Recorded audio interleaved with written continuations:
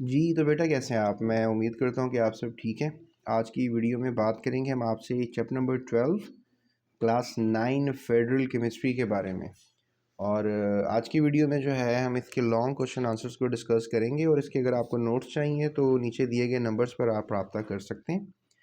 सबसे पहले environmental chemistry में जो पहला लॉन्ग क्वेश्चन किया जा रहा है वो ये है, how tap water is different from distilled water.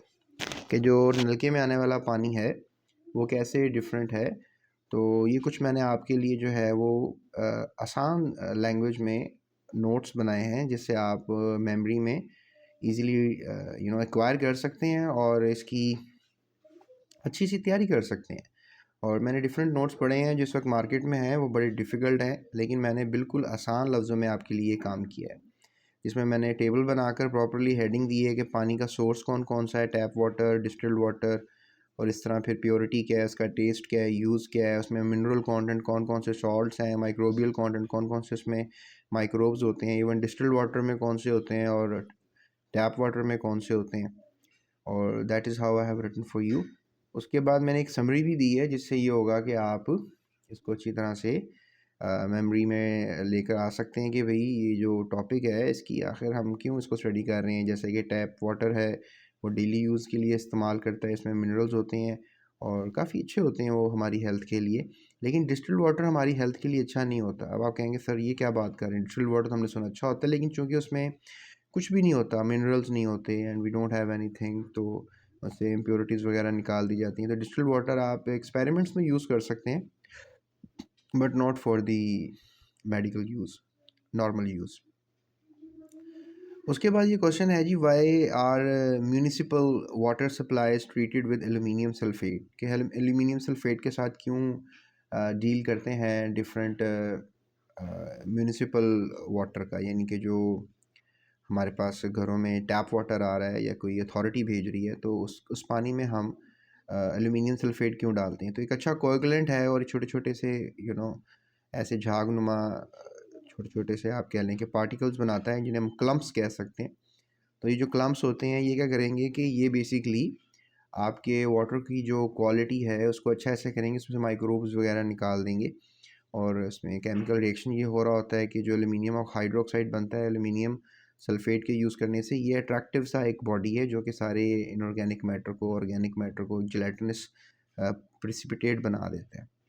फिर मैंने ये भी बताया कि ये निकालना है आपने, डेफिनेटली आपने एल्यूमिनियम सल्फेट डाला है तो वो आपने उस पानी से बाहर कैसे निकालना है। तो ये आप कह लें कि जो फील्ड प्लांट्स होते हैं या डिफरेंट इंडस्ट्रीज़ होती हैं वो आपके लिए अच्छा पानी कैसे बनाते हैं।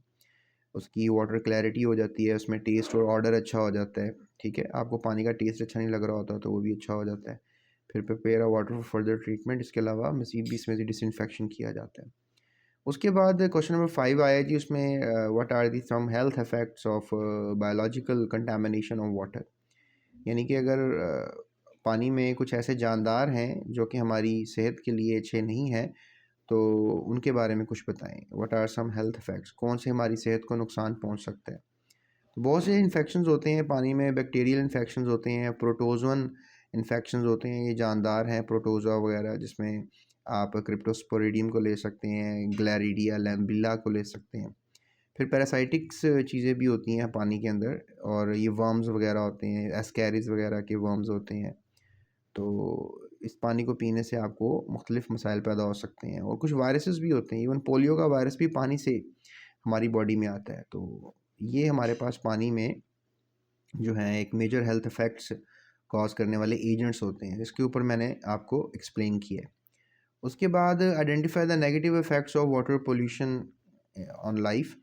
के नेगेटिव इफ़ेक्ट्स क्या हैं पानी की पोल्यूशन की हमारी लाइफ पे। तो ह्यूमन हेल्थ के ऊपर जो भी टॉक्सिटी, डिजीज़, इन्फेक्शंस और एंडोक्राइन डिस्ट्रप्शन होती है, डेवलपमेंटल इश्यूज आ जाते हैं। फिर डेफिनेटली जो एक्वेटिक लाइफ है, जो पानी में रहने वाले जानदार हैं, उनको भी काफ़ी प्रॉब्लम होता है। तो उनके ऊपर मैंने ये नोट्स आपके लिए बनाए हैं। उसके बाद थर्ड, फिर जो टेरेस्ट्रियल एनिमल्स हैं दूसरे, मतलब हमारे अलावा भी बहुत से जानदार रहते हैं, उनको भी काफ़ी नुकसान होता है जिससे हमारी फूड चेन में डिस्टर्बेंस आती है। और हम अगर उनको खाएंगे पिएंगे जानवरों को, मतलब हम खा लेंगे तो फिर हमें उनकी बीमारियां हम में भी आएंगी। पौधों को नुकसान पहुंचता है। इसके अलावा हमारा माहौल ख़राब होता है, हमारा जो एक माहौल है हमारे इर्द गिर्द का इकोसिस्टम है उसके बारे में मैंने ये बातें लिखी हैं। इसके अलावा इकोनॉमिक एंड सोशल इम्पैक्ट्स के ऊपर मैंने बात की है कि अगर पानी ख़राब होगा तो क्या मसाइल हो सकते हैं, इस पे कंक्लूजन भी दिया है आपको।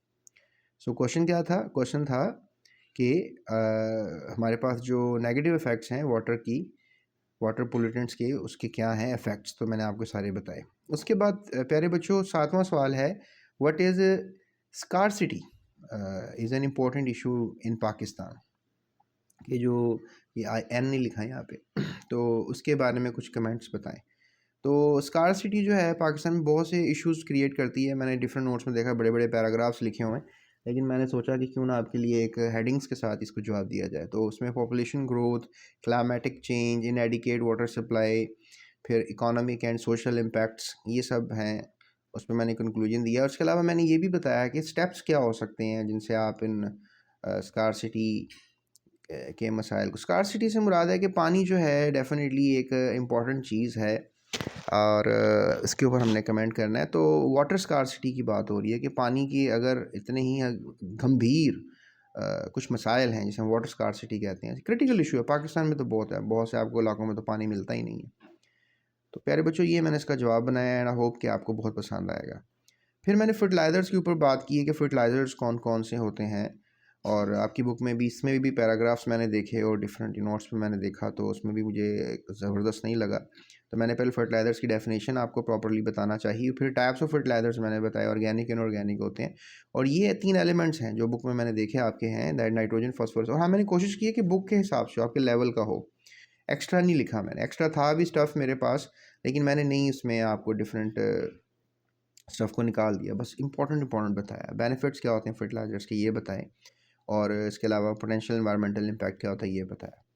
फिर थिंक टैंक आ जाता है, इसके भी क्वेश्चंस बच्चे कहते हैं सर आप हमें बताएं, तो मैंने उसको भी जवाब दिया। उसमें मैंने पब्लिक हेल्थ का पानी क्वालिटी के ऊपर कैसे डिपेंडेंट है वो उसके बारे में मैंने आर्गूमेंट्स किए हैं, जो कि उन्होंने कहा था कि आप आर्गूमेंट्स करें, तो मैंने किए हैं। की आर्गूमेंट्स मैंने आपको बता देता हूँ।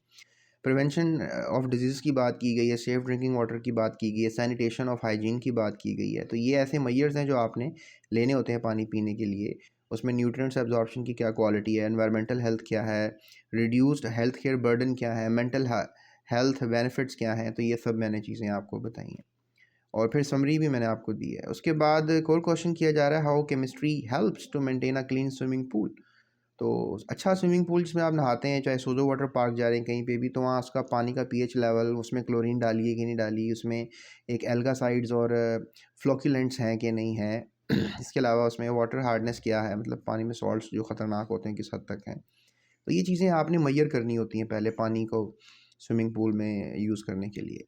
तो खाली पानी ही स्विमिंग पूल में फेंक देने से भी आपकी हेल्थ को मसाइल पैदा होते हैं।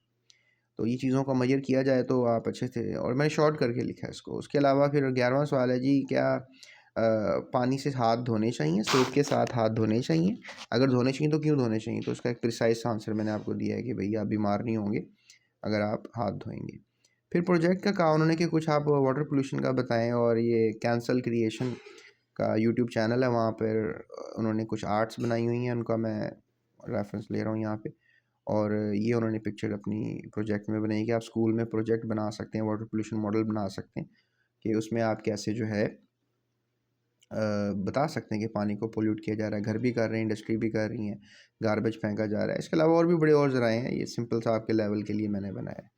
तो ये नोट्स अगर आपको चाहिए प्यारे बच्चों, तो अभी डिस्क्रिप्शन में नंबर है, आप उस पर जो है वो मुझसे रब्ता करें व्हाट्सएप पे, तो आपको मैं ये दे दूंगा। एक माइनर सी कॉस्ट है इनकी, ज़्यादा नहीं है, और आप अफोर्ड भी करेंगे। So that's it, thank you so much. GS academy और जीएस केमिस्ट्री यूट्यूब चैनल के साथ रहें। दैट्स इट, अल्लाह हाफ़िज़।